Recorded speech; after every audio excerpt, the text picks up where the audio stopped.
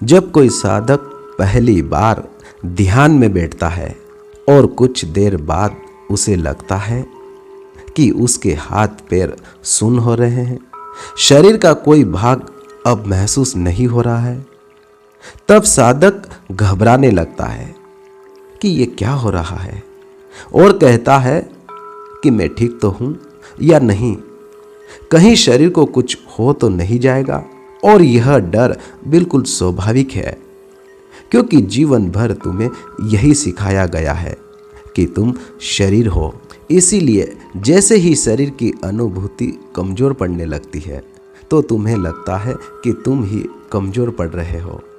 लेकिन मैं तुमसे कहना चाहता हूँ, जिस दिन ध्यान में शरीर सुन्न होने लगे उसी दिन ध्यान पहली बार सचमुच शुरू होता है। उससे पहले जो भी था वह तैयारी थी, अभ्यास था, कल्पना थी। ध्यान में शरीर का सुन्न होना कोई बाधा नहीं है, कोई बीमारी नहीं है, कोई खतरा नहीं है। यह तो वो क्षण है जब तुम पहली बार शरीर से थोड़े अलग होने लगते हो।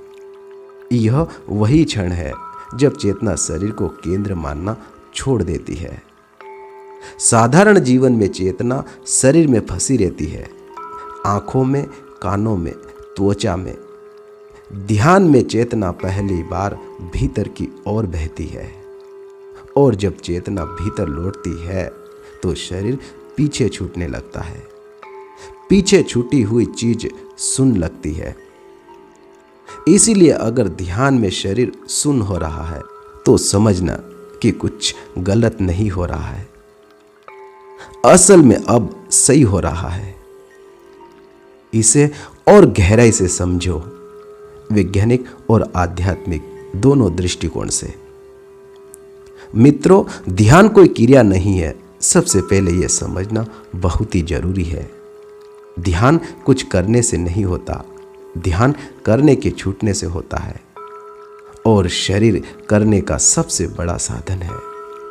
इसीलिए जैसे ही ध्यान गहरा होता है तो शरीर का महत्व कम होने लगता है। सामान्य अवस्था में शरीर लगातार सक्रिय रहता है। मन कहीं भी जाए तो शरीर तैयार रहता है, लड़ने के लिए, भागने के लिए, प्रतिक्रिया देने के लिए। पूरा नर्वस सिस्टम इसी पर टिका हुआ है। लेकिन ध्यान में पहली बार शरीर को विश्राम मिलता है, ऐसा विश्राम जो नींद से भी गहरा होता है। विज्ञान कहता है कि ध्यान में शरीर की वह प्रणाली सक्रिय होती है जो विश्राम और मरम्मत की है।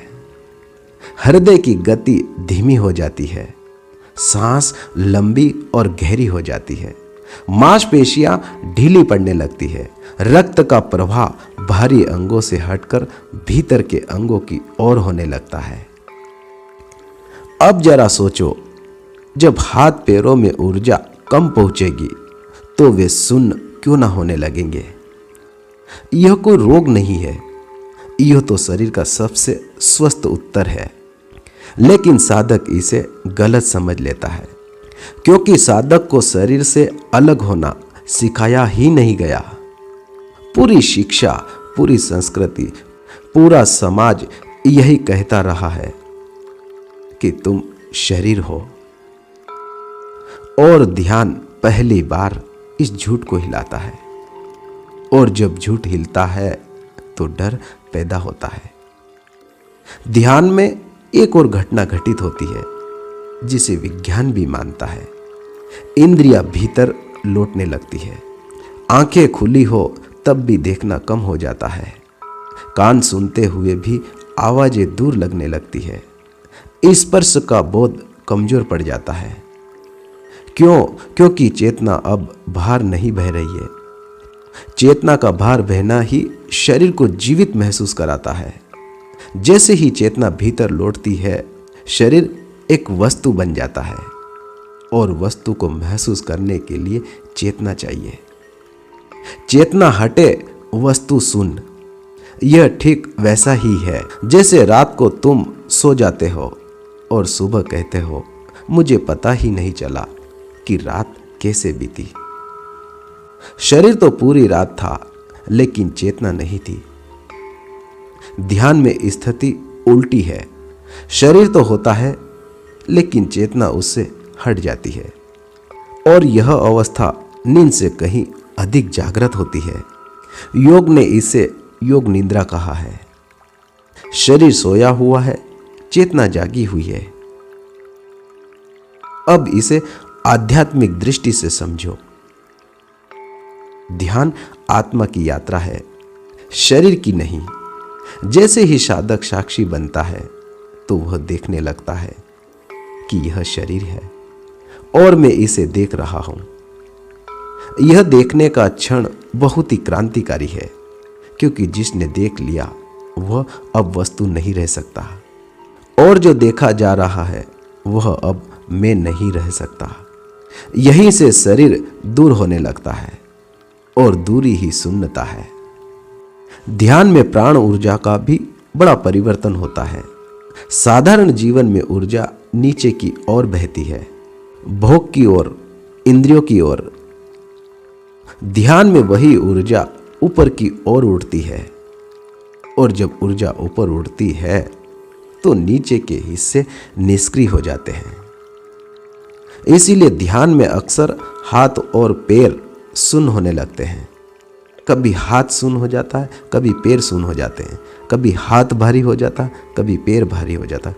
कभी पूरा शरीर सुन्न हो जाता है, कभी पूरा शरीर जैसे मिट्टी का बना हो ऐसे लगता है। यह डरने की बात नहीं है, ये वही अवस्था है जहां से ध्यान का वास्तविक द्वार खुलता है।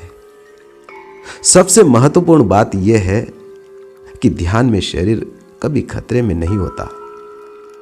खतरे में केवल अहंकार होता है, क्योंकि अहंकार शरीर पर टिका हुआ है। अहंकार कहता है मैं हूं, मैं करता हूं, मैं अनुभव करता हूं। और ध्यान में जब शरीर चुप होता है तो अहंकार को आधार नहीं मिलता, इसीलिए वह डर पैदा करता है।